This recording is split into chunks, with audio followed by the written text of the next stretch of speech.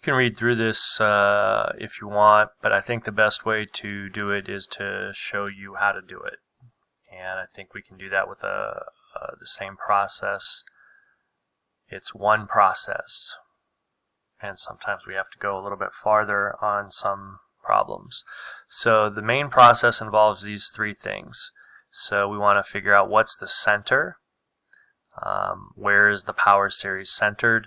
Then we want to use the ratio test, and then the results of that we want to set less than 1. And depending on what happens when we do that, we may have to do another step or two. So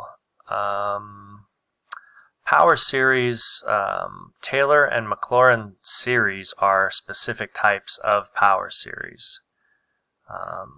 So this is a power series.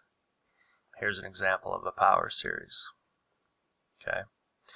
So the first thing we want to do, I'm actually going to do this on all 4 of our examples in these notes. So the first thing we want to do is identify the center. And the way you can identify the center is look and see what's happening with x. So when we look at x there's nothing being added or subtracted, so our center is 0. Okay. And I want to go ahead and do that for all of these. So here, I think we ought to be able to look at that and look down at the x, and the center there is also 0 because nothing is being added or subtracted. Now, if we move over to our next 2 examples, we can see that these centers are not 0, and the center is actually the opposite of that number, just like when we have factors and zeros and stuff like that. We look at a factor to get the 0. So here, our center is going to be the opposite of that. That's going to be 2. And now you should pause, or you can just think for about a second and figure that out. So here the center is going to be 3. Okay, so we went ahead and went through all 4 of those quickly because that's just a really straightforward thing. Now, so that was number 1. I don't know if I wrote 1s on those 2, so that was kind of step 1, step 1. Okay, so now step 2 is to do the ratio test, and that was back, I think, in section 8.6, I believe. So if we do the ratio test there, we're going to take the limit as n approaches infinity of the absolute value, and so we're going to take n plus 1 in both of those spots. So that's going to be n plus 1 factorial x to the n plus 1. Now to make that a ratio, we're going to put that over 1. Okay? And then remember, we divide by the original. But dividing by the original would be to multiply by the reciprocal of the original. And so that would look like this. Okay? Alright. So if we look here, this is going to basically cancel that out, and so we're just going to have x. So we're going to factor that out over here. We'll have the absolute value of x. And then we have the limit as n approaches infinity. And if we look at what we have left in here, this n factorial, this is n plus 1 times, and we subtract 1 from each time, so it would be times n factorial. And that n factorial is going to cancel with this. So this is just going to be n plus 1. So if we take the limit of that as n approaches infinity, that is infinity. And so infinity times that is going to be infinity. And so we're going to have infinity is less than 1. So this is this process. This is step 2. This is step 3, is to compare it to 1. Now, actually, you can step back, and that tells us that this thing diverges by the ratio test. If you need to go back and review the ratio test, you can. But we're going to kind of bypass that because we want to use the same procedure every time. So the procedure, once you get to this point, is to compare that less than 1. And so this, infinity is never less than 1. So that is never true. Okay, so what that means is the radius of convergence equals 0. R is the radius of convergence. Okay, and so what that means is the series only converges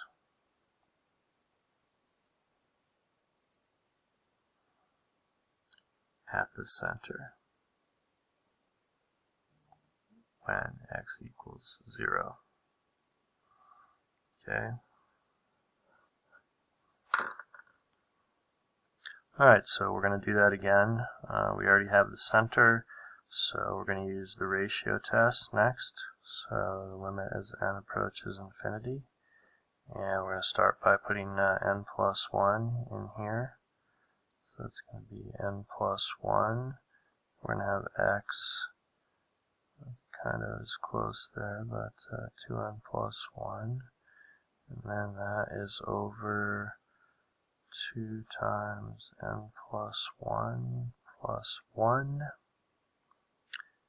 factorial times, so it would actually be divided by this, so we're going to multiply by the reciprocal, so that's going to be 2n plus 1 factorial over negative 1 to the n x 2n plus 1. And that's what we should have there. So here, this is basically going to cancel that out, which is going to leave us negative 1 to the first power, which is negative 1, but we're taking the absolute value of that, so that's pretty much going to be eliminated there. So if we think about what we would have left here, maybe we should rewrite that, so that's going to be x to the 2n plus 3. And this is going to be 2n plus 2 plus 1, so that's 2n plus 3 factorial. And this stays the same, 2n plus 1 factorial, and x to the 2n plus 1. So here, this is going to cancel except for the 3 and the 1, which x cubed divided by x is x squared. So that's going to be an x squared out here. And then we have our limit as n approaches infinity.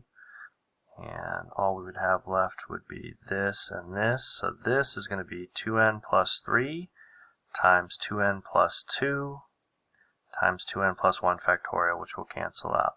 So once again, that's going to be 2n plus 3, and then we subtract 1 from that, so that would be 2n plus 2. Then we subtract 1 from that, and that would be 2n plus 1, and then we would leave that factorial because it'll cancel that out. Okay, so the limit of this as n approaches infinity, I hope everybody sees that that's just going to be 0. So we would have 0 times that, so that's going to be, so step 3 is to compare this to 1. So that's going to be 0 is less than 1. Okay, so that is always true. 0 is always less than 1. So that's always true. So that means r is going to be infinity. And so that means our interval of convergence is actually going to be from negative infinity to positive infinity. Okay, now the book explains it slightly differently, but I think this pattern will be good because it works for all of our cases. Alright, so step 1 we already did the center. Step 2 is the ratio, so test, so that's going to start the same. So we're going to do the limit as n approaches infinity. And we're going to add 1 to these things here. Now this is not going to make any difference, so we're just going to leave that out. It's kind of similar to the last problem with the negative 1. The negative 1, there'll just be a negative 1 left over, and that'll be the absolute value of negative 1 is going to be positive. So we don't need to worry about that. So we're going to have x minus 2 to the n plus 1 over And then we're going to have n plus 1 here, and then 2 to the n plus 1. And then we're going to multiply by the reciprocal of the original, so that's going to be n times 2 to the n over x minus 2 to the n. Alright, so here, this is 1 more than this, so that's going to cancel. That's just going to leave us with x minus 2. So we're going to take that out in front, just like we did on the last two problems. We took the x out in front. And then we're going to be left with the limit as n approaches infinity. And so here,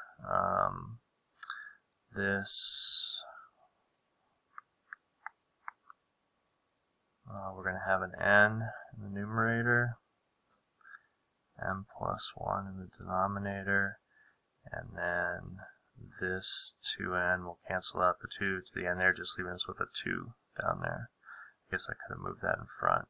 It's a little awkward writing it like that. Normally, we would be used to seeing that in front here, but I mean, technically it doesn't really matter. So now if we let n approach infinity here, we kind of, n plus 1 and n as we approach infinity is just infinity over infinity. So that basically reduces to, that basically becomes 1/2. So we're going to have 1/2. And now here's where we come into step 3, where we compare that. We want that to be less than or equal to 1. Okay, so we're going to multiply both sides by 2 here, and we're going to get this. Now, that is going to be the radius of convergence. Okay, and then if we solve this, so if we solve that, we're going to have -2 and +2, like that. And if we add 2 to both sides, or all three sections, actually, we'll have 0 to 4. And that is the interval of convergence. Okay, but we have to test those endpoints. So now we end up having another process to do that. So let x equal 0 and see what happens. So if you let x be 0 up here, we would have -1 to the n plus 1, and then we would have 0 minus 2, so that would be -2 to the n, and that would be over n times 2 to the n. Okay, so if we adjust this, we could have -1 to the n plus 1 times -1 to the n, dividing that into 2, and that would be 2 to the n over n times 2 to the n. So the 2 to the n's cancel, and then here, if we multiply two things with the same base, actually, if we think about this, one of these is going to be a +1 and one of them is going to be a -1. If you don't understand why that's the case, you should probably come to office hours and ask me. So if we look at this, we can do a p-series test on that.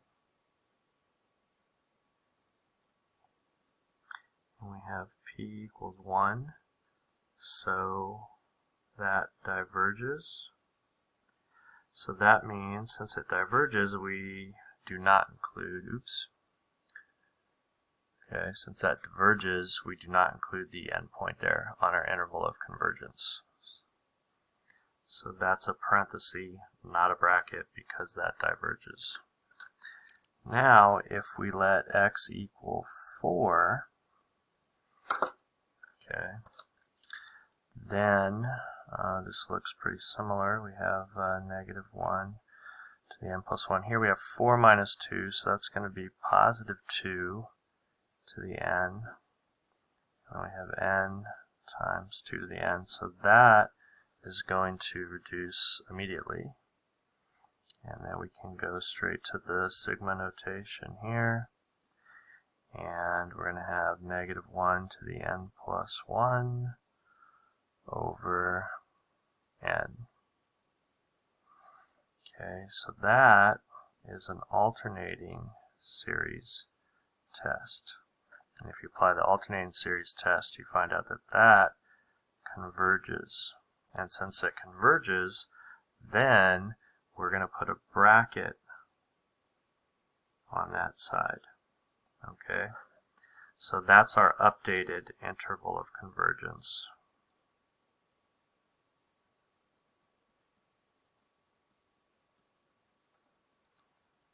Okay, and we have one more of those to do where we're going to go through that same kind of process that we did here. Okay.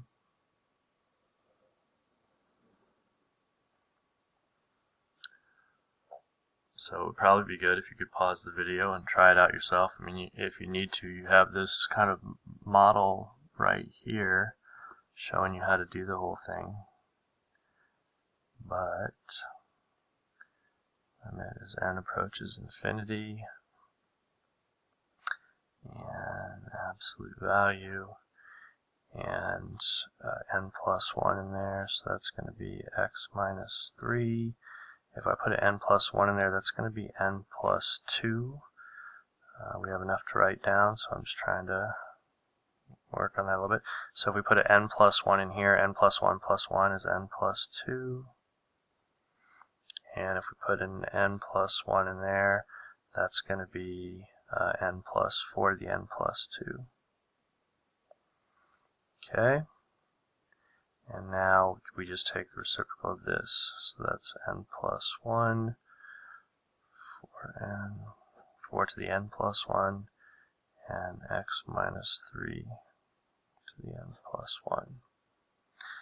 Okay, so here, this is 1 power higher than that. So this is going to eliminate all of those except for that last power of that. So that's going to be the absolute value of x minus 3.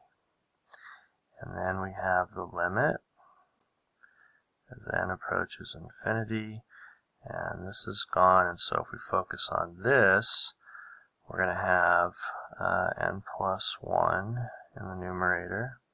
And then here, this is 1 power higher than that, so those are going to cancel all of those except for that last power of 4. And then we have that n plus 2 there. Okay. So if we take the limit as this approaches infinity, we're going to get n over 4n, which basically is going to be 1/4. So we're going to have 1/4 of x minus 3, and now we set that less than 1. That's that step 3 from the other side. So we're going to multiply both sides by 4, and we're going to get that's less than 4. And so again, that's going to be our radius of convergence. Okay. And then if we separate that out like so and add 3 to each section, so then we get this. But we have to test those two endpoints. So again, we're going to let x equal this side first, and then we will let x equal this side next. Okay, so if we go back up there and we let x equal -1, that's going to be -1 minus 3, that's -4. So we're going to have -4 to the n plus 1 over n plus 1, 4 to the n plus 1. Okay, So again, if we do what we did kind of over here, and we factor out the -1 times the 4, then the 4's will cancel out. So we're just going to have n equals 0 to infinity of -1 to the n plus 1 over n plus 1.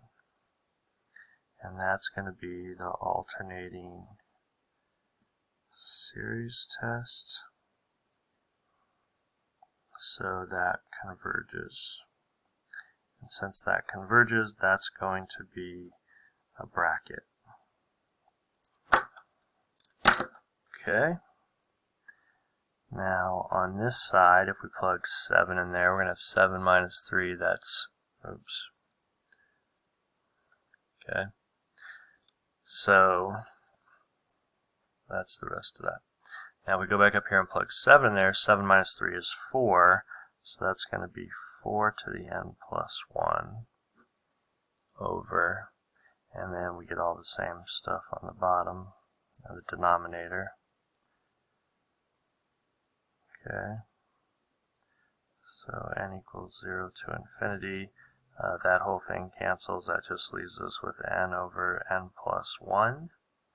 And so if we do the limit comparison test to 1 over n, then we can use the p-series again on the 1 over n, comparing it to that, and so that diverges, and so the 7 is a parenthesis, and that's our interval of convergence. So it's kind of complicated, but it's the same thing all 4 times, except on these last 2 examples we had to go, oh gosh, I didn't move that up again. So we had to go further because we had to test the endpoints. We didn't have to test the endpoints on the front because it was just, the first one was just r equals 0 and only worked when it was 0, and the second one was always, so we didn't have to test those. So it's a lot more work when we have to test those endpoints. But the process is the same each time. Alright, it's about that time. There will be another part to these. I'm going to post that as a separate, well, I'll post that below here. But that probably can be done the next day, the day after you do these. So there's an assignment for this one, and maybe a separate assignment for the next one.